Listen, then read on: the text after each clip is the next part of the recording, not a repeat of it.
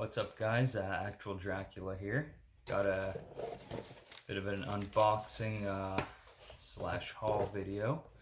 Actually, everything's already been unboxed because I already made this video, and when I went to watch it, I realized my phone ran out of storage. So this is take two, and yeah, we'll start off with this, which I had already opened anyway. Which is the Chainmail mystery box from my boy Sandy, the real Comic Knight. Check him out on Instagram. He does live sales here on YouTube. And actually, right now, he's doing a live sale on Facebook. How you doing? How's it going? There he is. You can't see him. There's his... yeah, there he is. Anyway, we'll just take a look at that later, see if there's anything I missed I might want to pick up. Anyhow, so, yeah, live sales are awesome. Always get really cool books, and he does these chainmail boxes, which how it works is he does a bunch of boxes, puts like maybe 4 books in there, and then one box will have something saying you won the GP, which this time was a Frank Miller Wolverine #1, and I believe it was CGC 9.4. So I was hoping to open this up and see that I won that. I did not, unfortunately, but that's okay because I got 4 really cool books anyhow, which are, let's see, we got a Justice League International #3. Alright. Web of Spider-Man 91. Good. Any Spider-Man I don't have, it's good to get. I collect Web of Spider-Man, so that's awesome. Transformers #9. Alright, that's an awesome cover with Starscream. And some Age of Apocalypse goodness, Factor X #4, which really happy to get this because I'm trying to collect all the Age of Apocalypse books, because that was like the thing when I was a kid, that and Maximum Carnage. Yeah, really happy to get that. So thanks again, Sandy. I know you're holding out on waiting to break out the really big guns to send me the winning box, but until then, I'm really happy with these books. Alright, next up, we've got some books I grabbed from Beguiling, which is one of my favorite shops here in Toronto. It's definitely the best shop for independent books. First book, I wasn't really planning on getting this, but when I went to pick up my order, this was in the window, so I figured why the hell not. Berserker #1. It's the Keanu Reeves book, right? There he is, right there. Also by Matt Kent, Ron Garney, Bill Crabtree. Basically Keanu Reeves, and it's a bloodbath. Haven't read it yet, but looks interesting. You know, new title, first issue. There's like 800 variants. I just got the A cover, which I really like, but I also got the red blank variant, which I have plans for, but that will be a future video. What I am planning, I have a small but growing collection of blank variants, and something will be happening with those, but that's for another video. Next, I was really happy to find this. This is Yummy for issue 18. Yummy for, this is a series from the late 80s. I believe this started in 87 by Toronto creator Chester Brown. And I never actually read this whole series, but what I did read, and I picked up a new copy of, is Ed the Happy Clown. And what this is it's not the whole run of Yummy Fur, but it is Ed the Happy Clown, who's a character. It's his sort of story arc. It's not just about him. It's a really just crazy, funny, fucked up story. Really,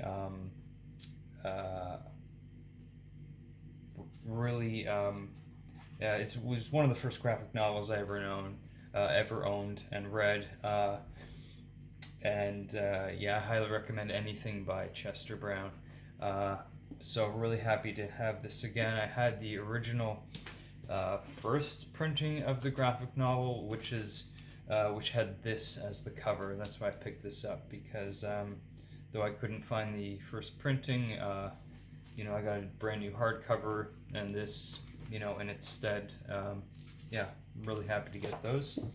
And then the reason I placed an order with Beguiling in the first place right now was to pick up this, because they were one of the few retailers across Canada, and I believe the only one in Toronto, to be selling this, which is ENIAC #1,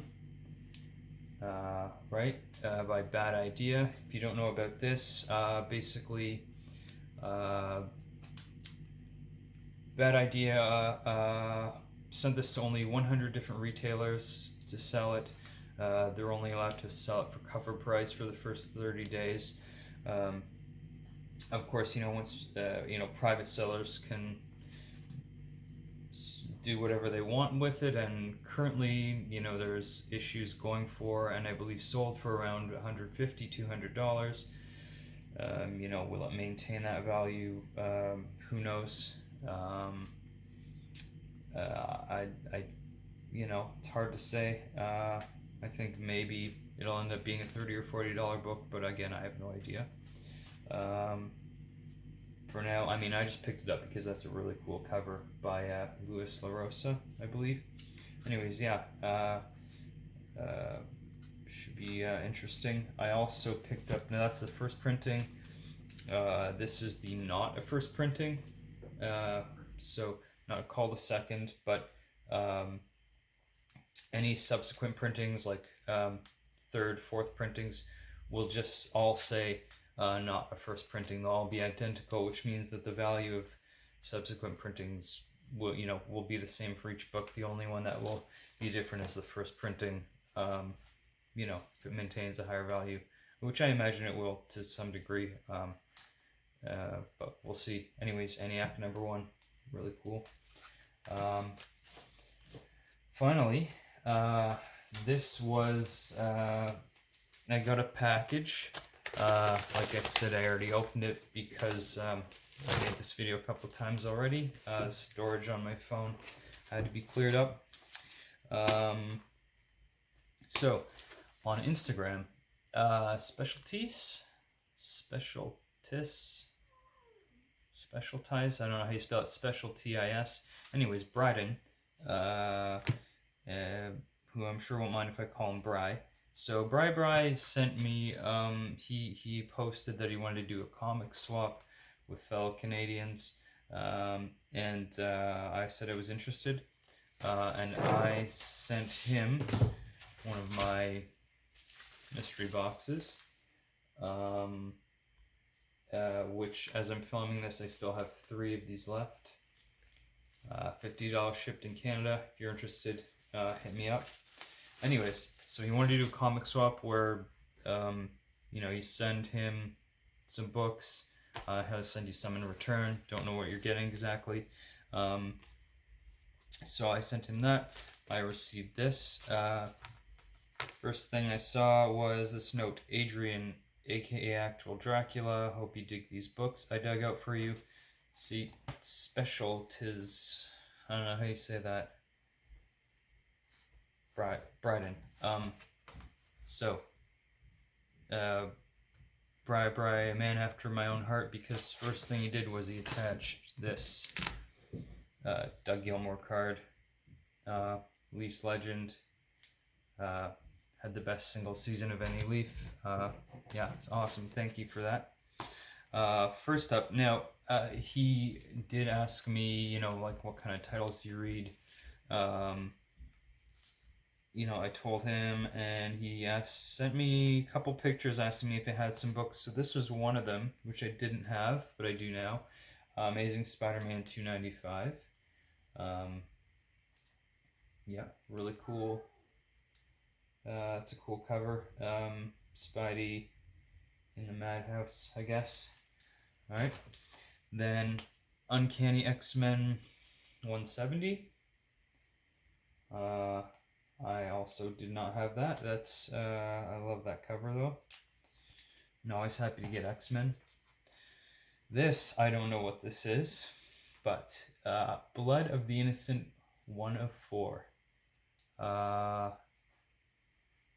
Miniseries by Warp Graphics featuring Dracula and Jack the Ripper. Nightmare and fantasy for mature readers. Okay. Special feature by Robert Bloch. Yeah, I don't know. Never seen this before, but that's pretty cool. I mean, Dracula versus Jack the Ripper. We all know who's going to win that fight. Yeah, cool. Then this. I was really surprised to see this. This is a really one-of-a-kind thing. I own the first printing of this, but this is kind of the one you really want. Now, what this is Star Wars The High Republic, Darth Maul #1. You can see that. Okay, so, right. First of all, it's got, well, I'll tell you what this is. This is Star Wars The High Republic, Darth Maul #1. This is the first appearance of Darth Maul, first cameo of Gambit, first full appearance of Gambit, the death of Yoda, and I believe the death of Gambit as well. And this has been graded by PGX 9.8. This is one of their new cases. Super thin, right? Basically almost the size of a poly bag from Mylar. Really cool, nice case. This is the 13th printing, which I'll explain in a second the importance of that. So Star Wars High Republic, this is, you know, got the cool foil cover. You got Darth Maul there. This has been signed by Karina Miller. And then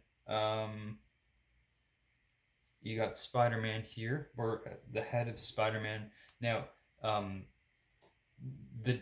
this issue does not include the death of Spider-Man. He was decapitated in the previous issue by Darth Maul. It's actually pretty cool because Darth Maul's got the double lightsaber, so like he uses one end to like cut through half of his neck, and then uses the other side to finish the job.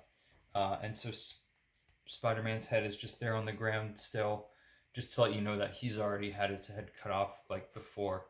And then you see Maul victorious there. And so this is the 13th printing is important because you know, they fully had plans for 14th, 15th, 16th printings. There was rumors of 17th printings, 18th printings. I mean, it could have gone on and on because the demand for this book, 19th printings, 20th printings. I wouldn't have been surprised if this had gone as high as 25th printings, 26th printings, maybe 27, maybe even 28. Who knows how far they could have gone, but the thing is, at the 13th printing, there was a helicopter crash. A massive transport helicopter crashed into the printing press, which had these solid gold plates that this comic book was etched into.